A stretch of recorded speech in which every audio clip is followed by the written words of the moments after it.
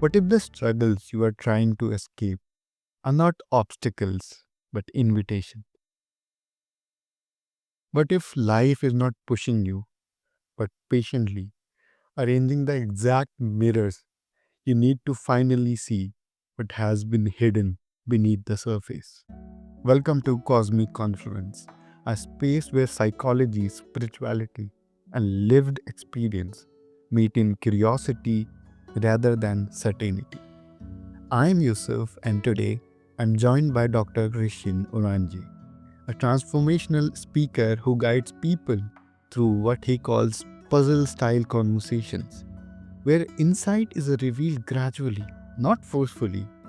Together, we will explore suffering, unconsciousness healing, and how life itself becomes the mirror that shows us what is ready to be healed.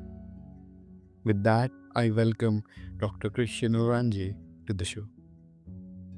Yusuf, what an extraordinary introduction. I'm touched.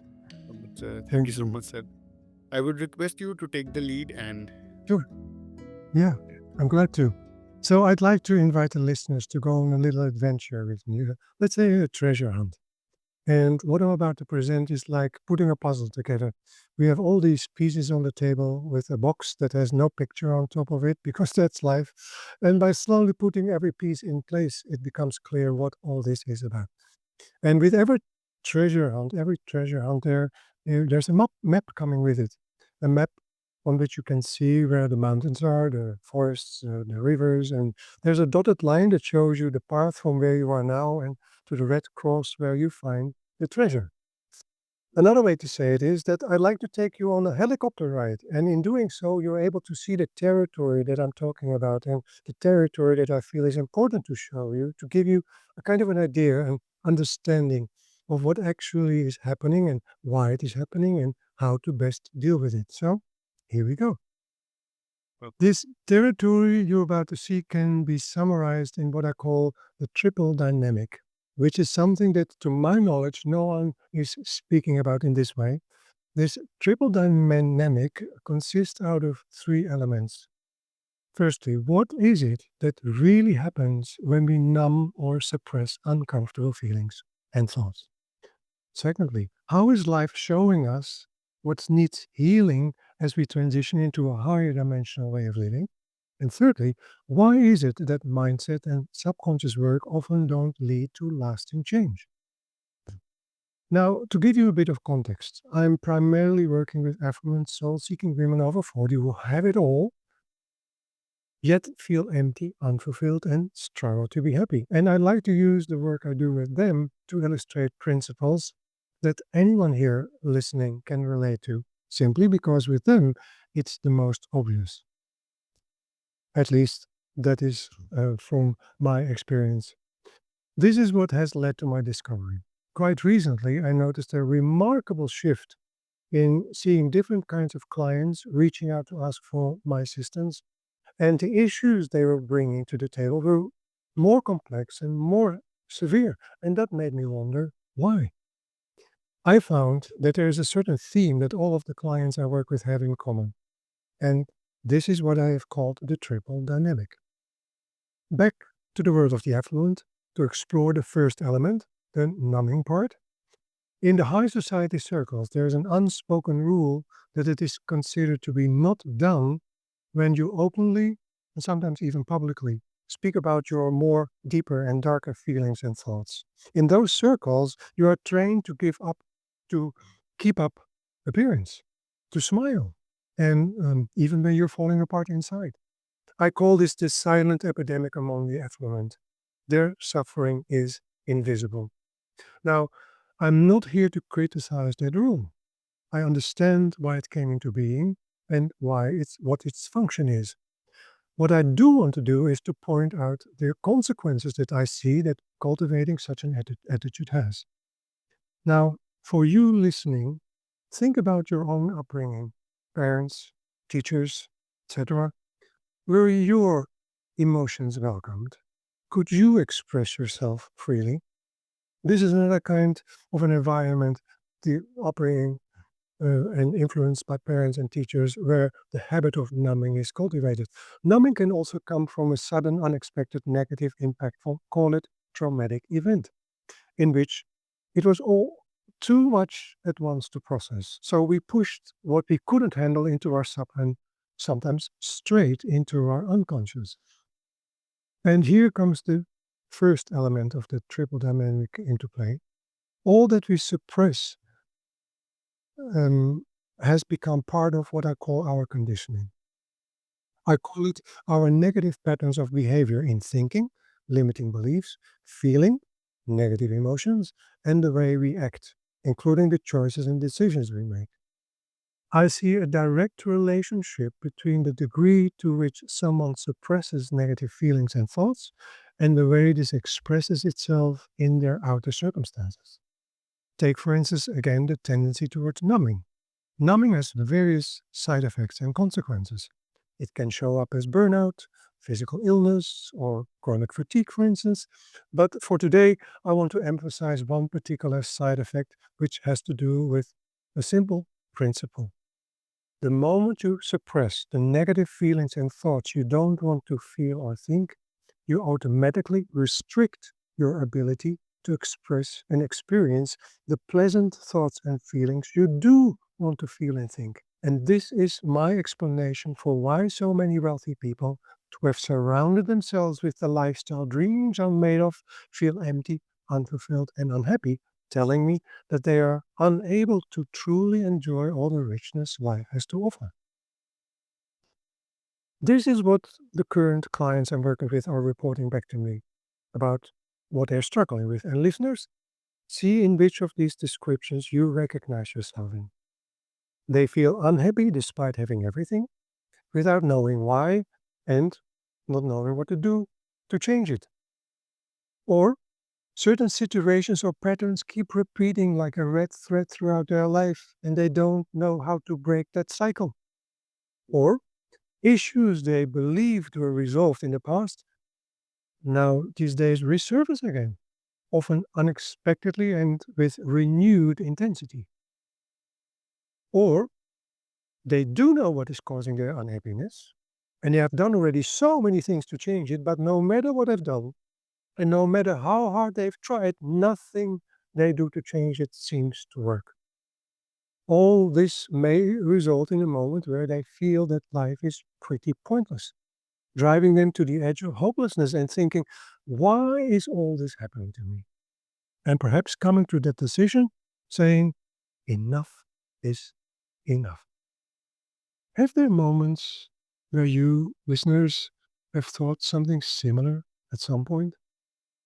Now, I think that we can all agree on the fact that the situation and circumstances we live in nowadays are rapidly intensifying. And one logical explanation to see that the political tensions and the threat of war and the economic instability is the cause of it. But what I see is that there is actually another more hidden reason why things are intensifying, and that has to do with the second element of the triple dynamic, which is the transition into the fifth dimensional way of living. When I speak about the transition into the fifth dimensional way of living, I'm not talking about something abstract or far out here, something what is often called ooh. Let me explain briefly. The fifth dimensional way of living is not something you go to, it's not a place. It refers to an inner state of being. The transition happens within. Secondly, as I've come to understand, it is not possible, and if it is, I find it not wise to jump from the 3D reality we've been living in for centuries here straight into the fifth dimensional way of living. It's like climbing a mountain. The higher you go, the more it is necessary to let go. You cannot take everything you've gathered at base camp with you to the top. It won't work. The reason that it is not going to work is because in life, and if you believe in it over lifetimes, we have built up what is called our conditioning, I spoke about earlier, which is, as you can see, greatly disturbing and interfering with the life we are living here in 3D. So, if we would take that conditioning we build up within ourselves with us in 5D, it will greatly disturb the quality of life up there inside, as it is now already disturbing our life here in 3D. What needs to happen is for us to move first through the fourth dimension. Now, moving through the fourth dimension serves various essential functions. One of them is that it is a period in which we have the opportunity to cleanse and clear ourselves. In other words, to release, to resolve, to heal and transform everything of that conditioning that has served us in the past, but over time has become a burden, now hindering and sometimes even totally blocking us from living the life we truly love to live. But, and here we touch on the third element of the triple dynamic, here we have a challenge. And that has to do with the fact that we are created with a conscious, a subconscious, and an unconscious mind. The characteristic of the sub and unconscious mind is that we have stored things in there of which we are not yet or not anymore conscious of. Now, there are exceptions, but in most cases, we can only change something when we are conscious of it. Because think about the opposite. If we are not conscious of something, how can we know what to work on? The question challenges, therefore, how can we become conscious of things, i.e., conditioning, we are not yet or not anymore conscious of? This is how it is set up in creation. There's an expression in Sufism that says everything in this material world is done through mirrors. The function of a mirror is it's like a road sign. It points at something that wishes to be acknowledged, wishes to be healed, wishes to be released and freed. A synonym for mirror is a catalyst. And there are various forms of mirrors slash catalysts that appear in our lives for that reason. For instance, it could be a certain situation we find ourselves in or circumstance. We can encounter specific kind of person over and over again or group of people. Again, the same kind of person to get into a relationship with. For instance, it can be a physical condition, an imbalance, an illness, disease. It can also be shown and be presented as an imbalance in our emotional or mental state, like again, a burnout. Now, here's the thing the world has changed. We have changed. And since, due to the working of the fourth dimension, issues are rapidly becoming more complex and more severe, it requires, on one hand, updated and more refined methods and tools, as well as the creation of new ones. It's, for instance, the reason why the clients I work with report back to me that the certain traditional methods they're using or the traditional routines are not bringing them anymore the benefits as it used to be. And that has to do with this. And the change of circumstances and the complexity of the issues we encounter. For instance, that's also important to say here that it is for that particular reason that updated and modified methods and tools are required now to deal with this current circumstances. That's exactly the reason why I've developed a new sound healing technology that specifically is designed to identify and transform conditioning that is stored in our unconscious. And the change of circumstances and the complexity of the issues we encounter means that there is a deeper transformational journey necessary in order to properly address and resolve it. From experience, I know that the moment I say these words out loud, a deeper transformational journey is needed. For some listeners, almost immediately some sense of fear and or resistance may bubble up. Now, that's understandable, completely understandable. Let's imagine this. Let's say your passion is to dance on a high rope in one of those big circuit stops. And I come along and say, hey, I know one, and I take you there. And then after arrival, I show the ladder and say, come on, climb on to the top and do your thing without giving you any instructions, without you having any training, never done it. What do you think? Is there a possibility that in that moment you start to feel some fear and some resistance to do it? Of course you would. Now, however, the moment I explain, for instance, that there are three types of resistances, and this is the way how you can handle it best. And when I explain the how to's, giving you the knowledge, help develop certain skills you need, hand over the right method to use, put together a solid self care plan, and inspire you to engage in a daily training. I see over and over again that the fear and resistance in the clients I have in front of me is greatly reduced. What it all comes down to, and this is a good thing to remember, before you dive into such a deeper transformational journey, make sure you establish the proper circumstances and conditions to do this work in a safe and secure way. Wow. Thank you so much, sir, for explaining this deeply, this clearly, and this profoundly. I have some questions, if I may. Sure, of course. Many people believe that healing is about fixing what is broken or eliminating pain as quickly as possible. From your experience, what do we misunderstand about suffering at the most fundamental level? Let me answer first the second part of your question because I have noticed the tendency that is in the last years that is coming up, the trend that people seek rapid transformation to resolve quickly what they feel and experience as unpleasant. Think about an oyster. For an oyster, life can blow a worthless grain of sand in its belly. It's unpleasant, annoying, irritating, painful, and so on and so forth. Let's say that I would, when that happens, would be another oyster trained in rapid transformational techniques, and that leads to the oyster who have the worthless grain of sand in its belly to remove it instantly. Great. First of all, what have you learned? Secondly, does the oyster realize that in doing so, it's missing out on the beautiful, precious pearl that eventually would come out of it?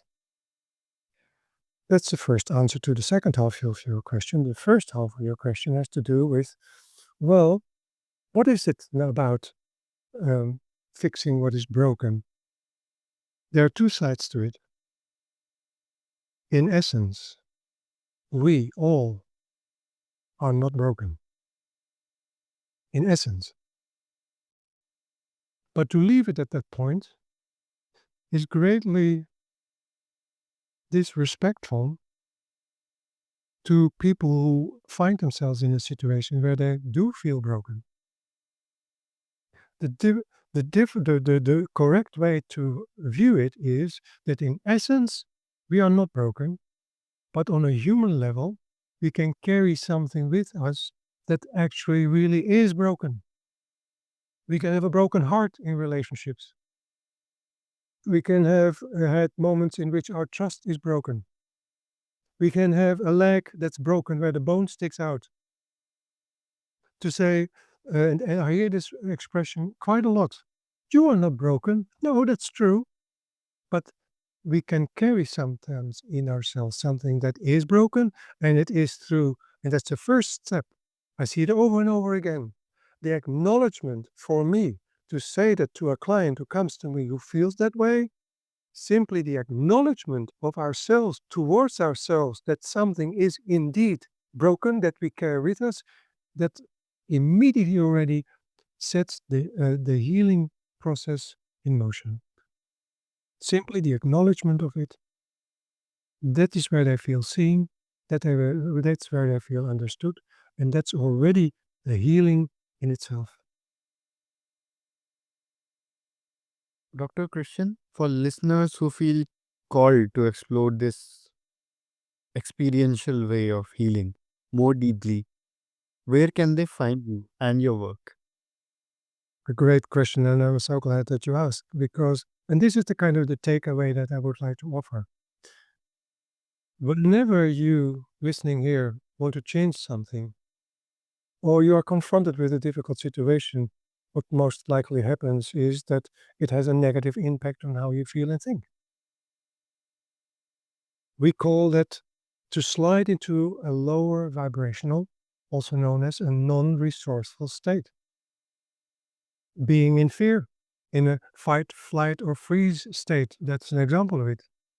And this is the last thing actually you want to see happening, because in those kind of situations, what you actually need to have is the energy and the vitality that gives you, for instance, the clarity of mind and the strength and the determination to deal with it best. Now, in my life, I've walked around carrying negative emotions and thoughts way longer than I had to.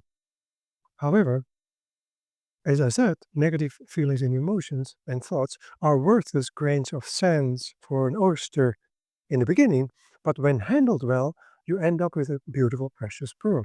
What you need in those challenging situations is to get yourself from a non-resourceful state, a lower vibrational state, which is logical when that happens, into a state of excellence while the situation you're in is still unbearable. And this, for instance, is to me the key to become resilient. Now, earlier based on that kind of idea, that how important it is to be in a resourceful state, especially when you find yourself in challenging situations.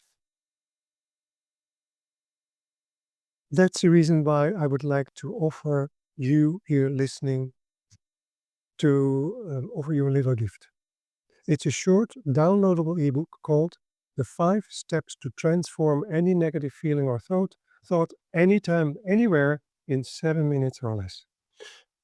Again, I created it because looking at my life, I carried these negative emotions and thoughts with me way too long. Simply because no one ever showed me that all this can be transformed much quicker, even when needed instantly, in the moment.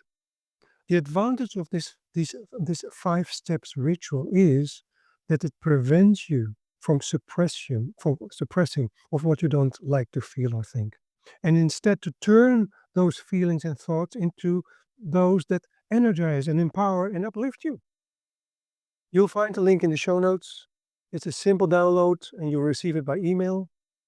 In addition, for those of you who have it all listening here, yet still feel unfulfilled and sense the desire to take a deeper step, I'm also offering you a complimentary From Pointless to Purpose Treasure Map confidential consultation.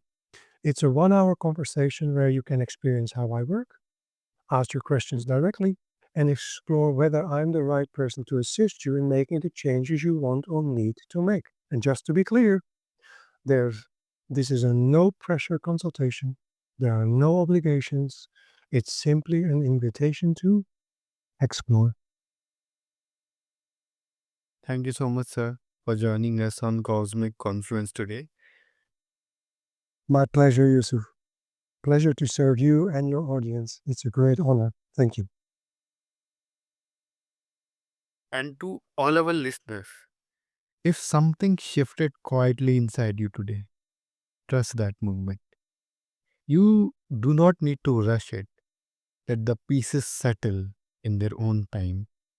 Perhaps healing is less about becoming someone new and more about allowing what has been hidden to finally come into light. Until next time, stay curious, stay gentle, and keep listening beneath the surface.